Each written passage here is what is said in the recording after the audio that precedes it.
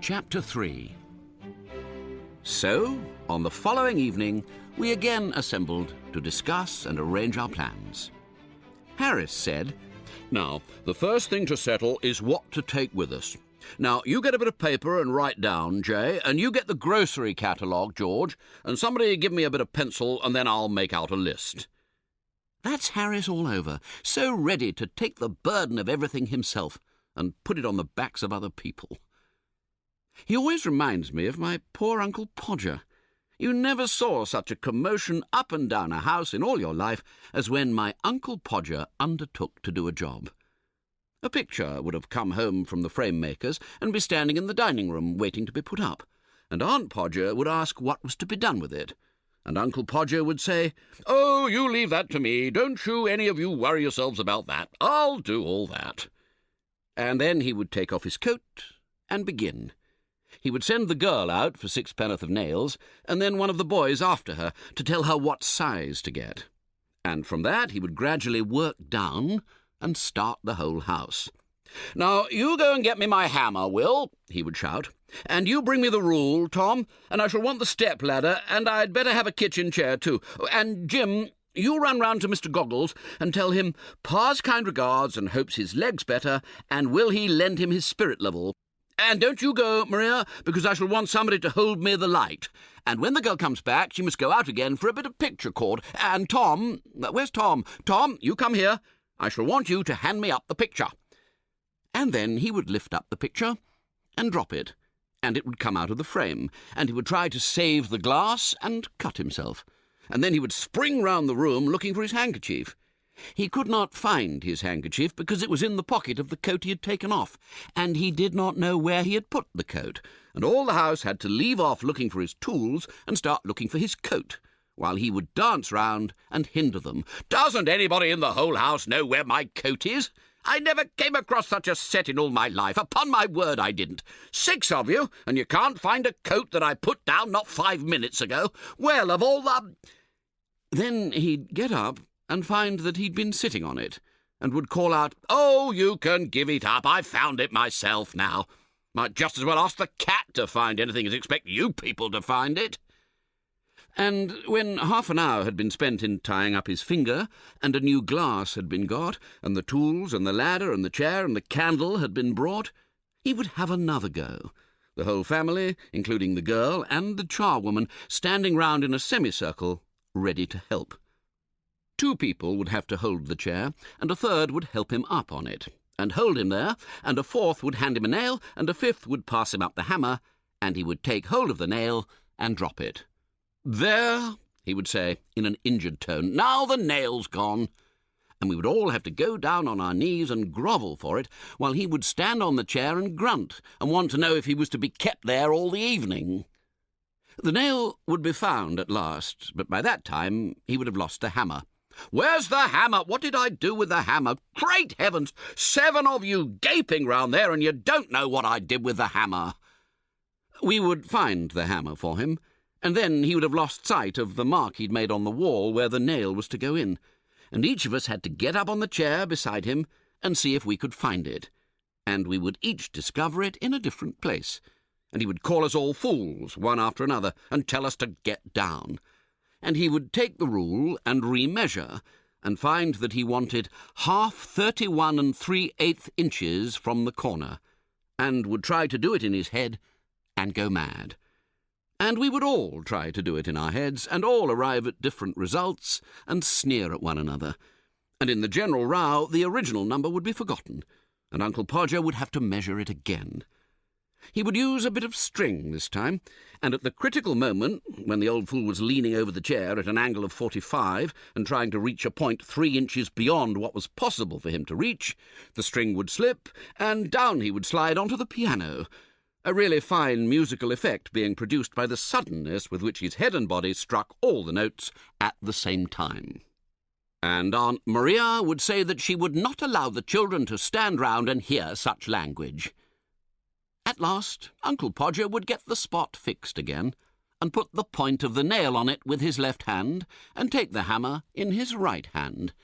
And with the first blow, he would smash his thumb and drop the hammer with a yell on somebody's toes.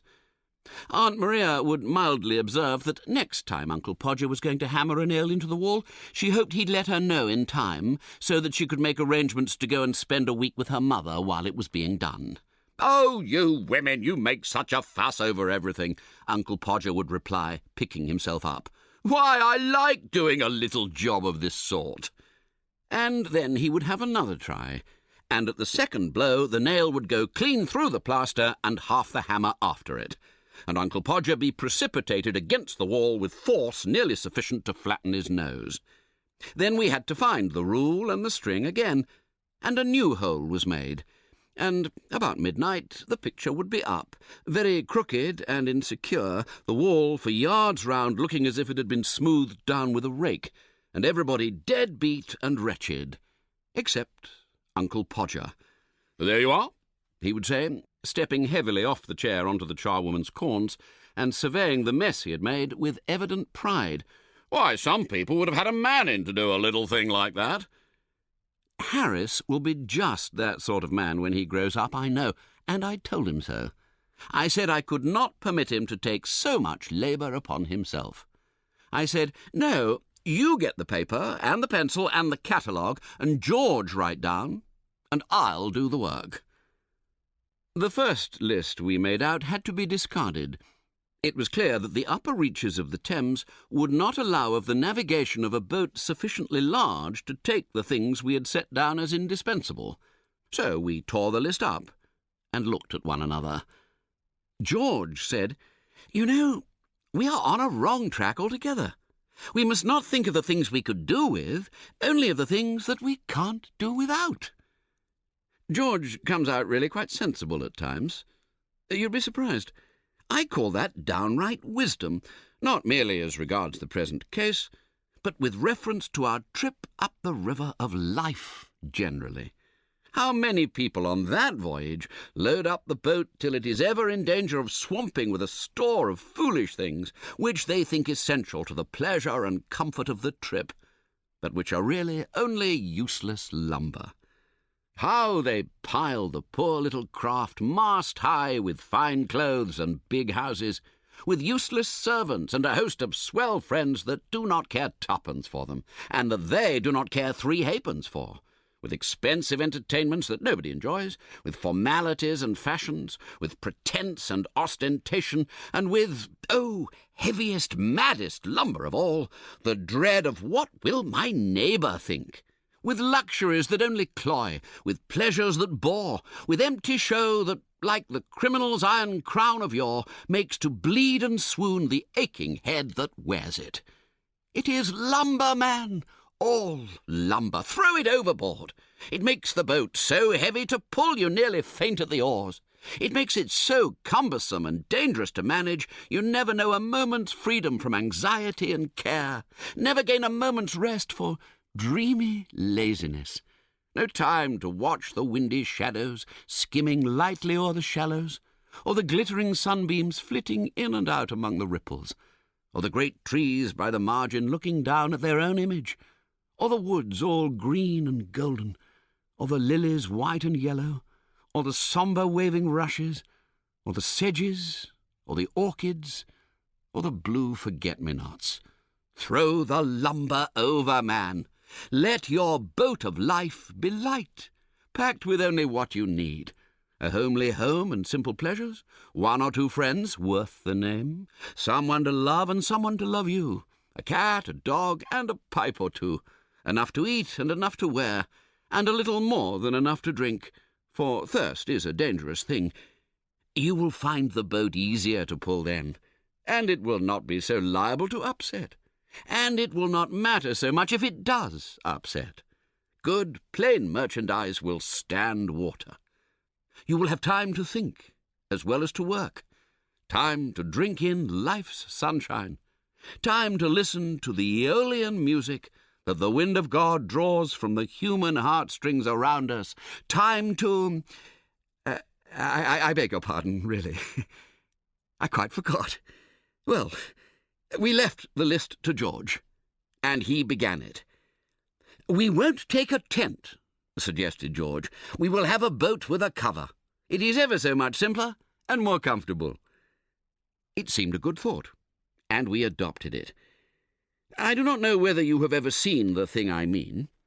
You fix iron hoops up over the boat, and stretch a huge canvas over them, and fasten it down all round from stem to stern, and it converts the boat into a sort of little house, and it is beautifully cosy, though a trifle stuffy.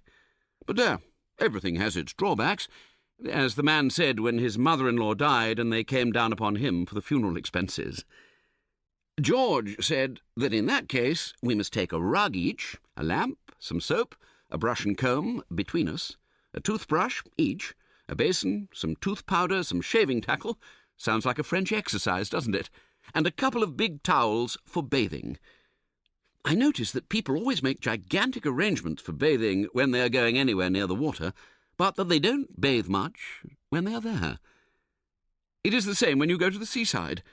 I always determine, when thinking over the matter in London, that I'll get up early every morning and go and have a dip before breakfast, and I religiously pack up a pair of drawers and a bath towel. I always get red bathing drawers. I rather fancy myself in red drawers. They suit my complexion so. But when I get to the sea, I don't feel somehow that I want that early morning bathe nearly so much as I did when I was in town.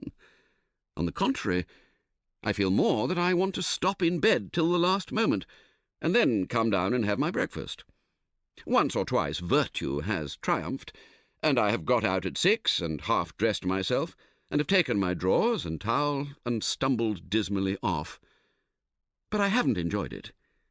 They seem to keep a specially cutting east wind waiting for me when I go to bathe in the early morning, and they pick out all the three-cornered stones and put them on the top, and they sharpen up the rocks and cover the points over with a bit of sand so that I can't see them, and they take the sea and put it 2 miles out, so that I have to huddle myself up in my arms and hop, shivering, through 6 inches of water.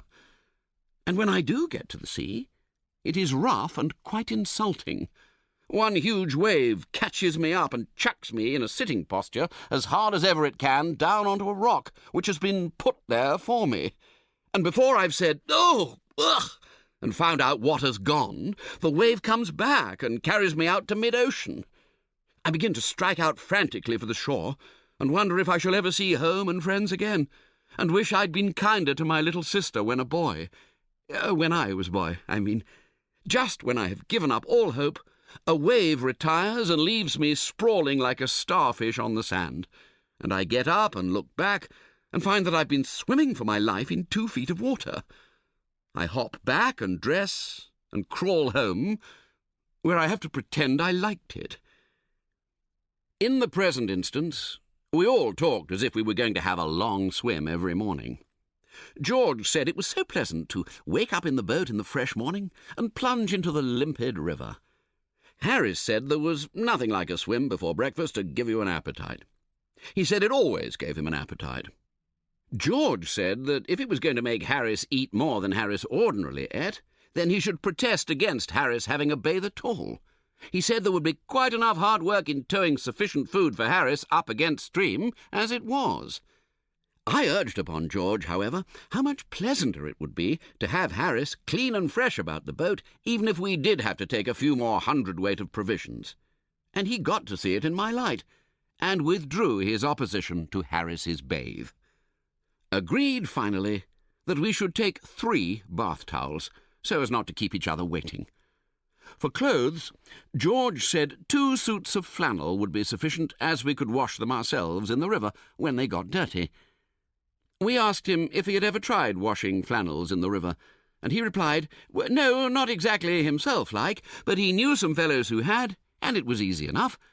And Harris and I were weak enough to fancy he knew what he was talking about, and that 3 respectable young men, without position or influence, and with no experience in washing, could really clean their own shirts and trousers in the River Thames with a bit of soap.